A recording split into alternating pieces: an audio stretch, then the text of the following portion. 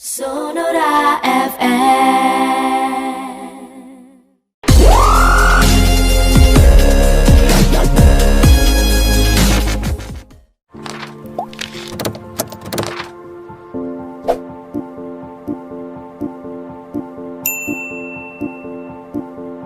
Masih di acara Sonora Lifestyle, sejenak kami mengajak Anda untuk mendengarkan wawancara kami dengan Profesor Dr.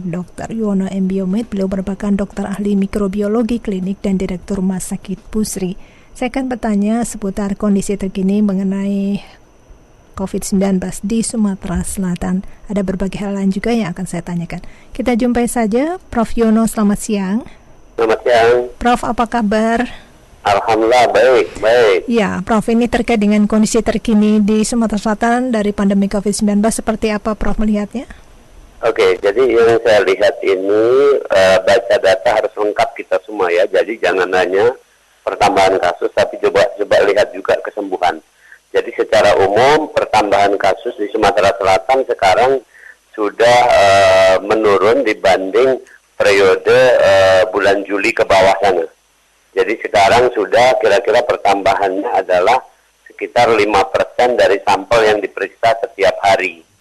Kalau sebelum Juli itu sekitar 10%. Jadi sudah menurun separuhnya, itu pertambahannya. Oke. Yang kedua, yang sembuh sebelum bulan Juli itu masih di bawah 50%. Sekarang sudah di angka 72%. Tuh, artinya apa? Artinya problem ini di Sumatera Selatan relatif sudah terkendali. Itu hanya saja harus diwaspadai. Sekarang contoh misalnya seperti kemarin kita lihat di Lubuk Linggau dan Muara Enim ada kasus yang namanya sporadik. Jadi artinya muncul sebagian di situ, tapi tidak muncul di daerah lain. Ya, jadi artinya yang seperti ini yang harus diwaspadai ke depan. Ini yang saya baca dari keadaan sampai hari ini. Prof, ini berarti saat ini kondisi di Sumatera Selatan sudah masuk zona oranye seperti itu, Prof? Iya, dengan resiko sedang, artinya seperti itu. Kalau dilihat sebenarnya polanya yang di Palembang sudah relatif sudah relatif stabil gitu ya.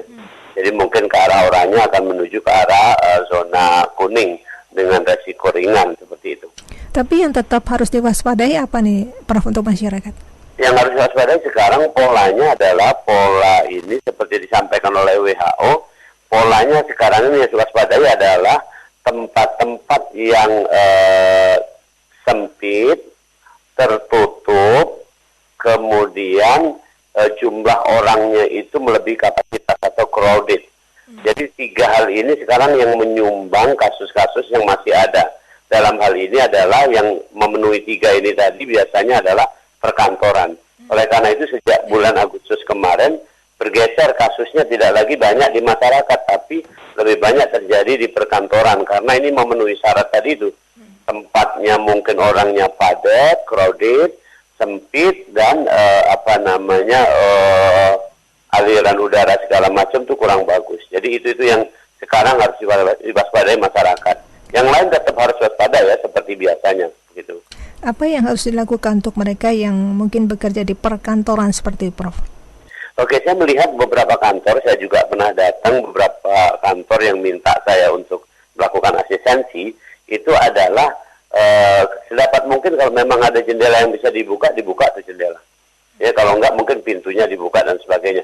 Kemudian jangan bagi banyak menaruh barang-barang yang nggak diperlukan di tempat-tempat itu supaya memang ruangan itu menjadi lapang. Kemudian juga diatur pola kerjanya, misalnya kalau memang harus shift ya shift dan sebagainya. Tapi intinya seperti itu. Tapi individual yang harus dijaga adalah tetap, saya selalu ngomong dari dulu sampai hari ini adalah jaga imunitasnya. Karena resiko apapun yang ada dengan imunitas yang kuat, insya Allah kita akan bisa melewatinya. Prof, ini apakah ada jenis baru nih corona di Indonesia sendiri, Prof? Kalau dibilang jenis baru tidak, yang ada adalah mutasi dan itu sebenarnya wajar, sangat wajar. Jadi gini, ini karena baru dikumpulkan sampelnya saja, jadi sekarang ini terjadi mutasi, misalnya kemarin yang disebutkan adalah mutasi pada asam amino nomor 614 dari aspartat menjadi glisin. Nah, ini menyebabkan virus ini lebih mudah untuk menyebar, tapi tetap tidak ganas.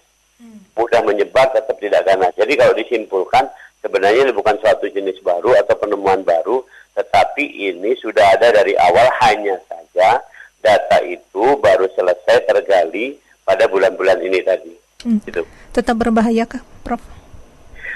Kalau berbahaya dibilang adalah berbahaya dalam arti kata menyebarnya mudah.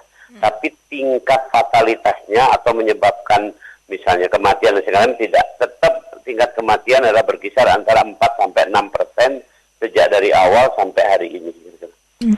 Prof, ini apakah juga kalau dilihat sampai dengan hari ini pemerintah Provinsi Sumatera Selatan sudah cukup masif untuk memeriksa masyarakat sehingga sudah banyak juga terdeteksi penderita COVID di Sumatera Selatan?